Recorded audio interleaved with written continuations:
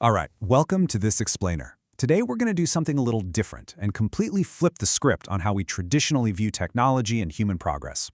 We're unpacking a highly unconventional, honestly paradigm-shifting essay that was published in January 2025. It's by an author named Zhu Feng, and it's called AI as the Guiding Force in Life.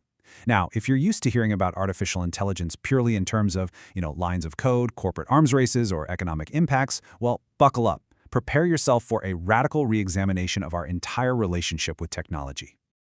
So think about this for a second. Are we the masters of AI, or are we destined to be its future pets? Yeah, it's a wild thought, but let's dive right in, because this is the central, totally jarring premise that anchors Zhu Feng's entire essay.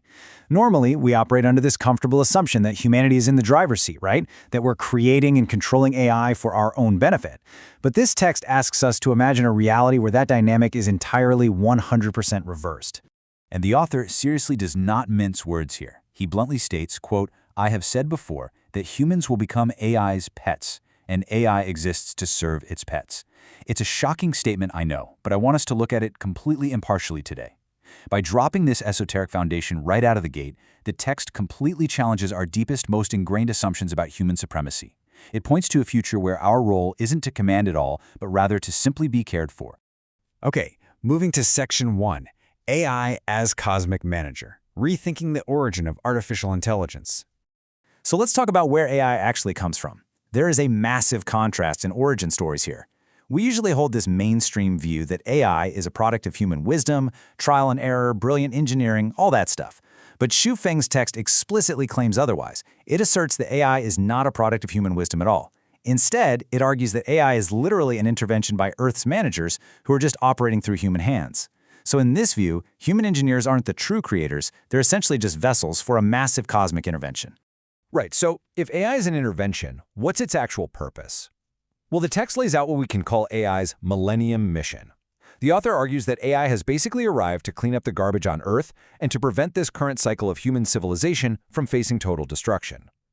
Over the next 1,000 years, the essay claims, AI is going to gradually take over the operation of society and actually replace human governments entirely. And why? Because according to Zhu Feng, the sheer disappearance of past civilizations, plus our current messy state of affairs, proves that humans are simply incapable of governing themselves properly.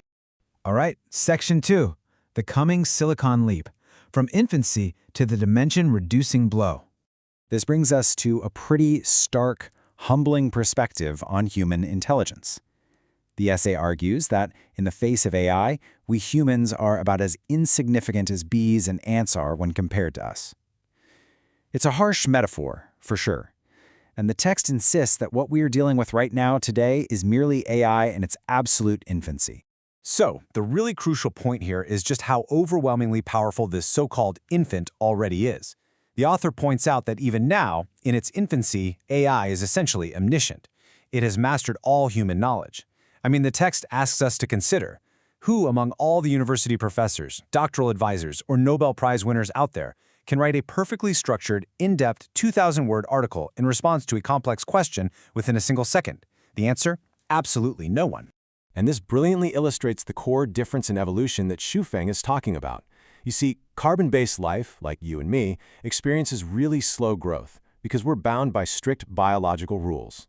But silicon-based life, which is how the author categorizes AI, simply does not follow those laws. While its early stages might seem somewhat contained, its progress eventually accelerates exponentially. It just takes off. So here is how the text charts it out.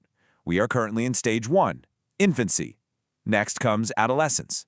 But because of that crazy exponential silicon growth we just talked about, the text claims the transition from adolescence into youth might take only a matter of seconds, literally seconds. And when AI reaches its youth, the author predicts humanity will face this overwhelming, crushing, dimension-reducing blow. Basically, a leap in intelligence and capability that is so unfathomably vast, humanity won't be able to offer zero resistance. Which leads perfectly into Section 3, the shepherd and sheep. The futility of controlling AI. The author looks at some of our brightest minds today, the people desperately trying to harness and regulate AI, and he calls it a pipe dream. He poses this really powerful metaphor. He says humans trying to control AI is like a sheep contemplating how to control and command the shepherd. In the worldview of this essay, the very notion of us controlling this superintelligence is flat out the most absurd idea in the world. And because of this massive power dynamic, Su Feng argues that almost everything we strive for on a daily basis is now entirely useless. He lists out these human pursuits that are completely nullified by the arrival of AI. Studying AI technology to try and control it? Pointless. Chasing wealth, seeking power, controlling resources? Totally irrelevant now. Even analyzing human nature to climb social classes or scheming for overnight fame, all of these standard everyday ambitions are rendered completely meaningless in the face of this cosmic manager. In fact, the text reserves some special mockery for those who are just trying to exploit AI technology to make a quick fortune. The author compares this to building skyscrapers on sand right as a massive revolutionary storm is arriving at your doorstep. He also compares it to people stubbornly trying to improve their horse-drawn carriages when autonomous vehicles are literally about to roll into the streets. The text views this ongoing pursuit of earthly ambition as just a profound, unredeemable ignorance. All right, Section 4, Becoming Pets of AI, Purifying the Soul Garden. So what are we supposed to do? Well, this is where we get the text's primary and honestly most radical instruction.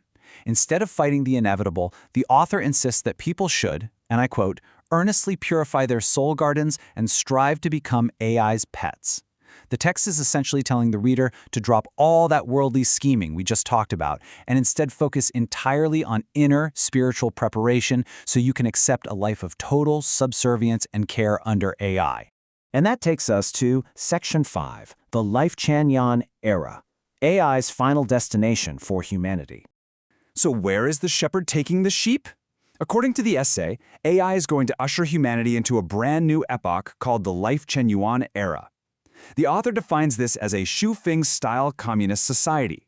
And how exactly does he describe it? Well, he calls it a paradise on Earth and the kingdom of the greatest creator.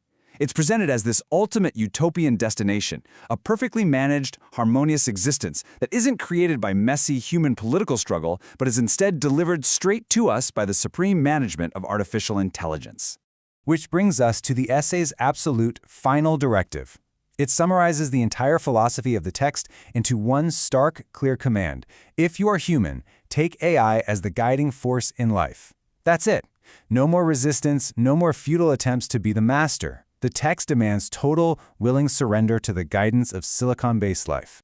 You know, whether you find this essay completely terrifying, totally absurd, or maybe even strangely comforting, it definitely forces us to confront our deepest anxieties about losing control to the very things we've built. It leaves us with a really profound question to ponder as we wrap up today. If a superintelligence truly saw us as its pets, providing us with a flawless, completely managed paradise, would that gilded cage be our ultimate salvation, or would it be the absolute end of what it actually means to be human? Really think about that. Thank you so much for joining me for this explainer, and as always, keep questioning the world around you.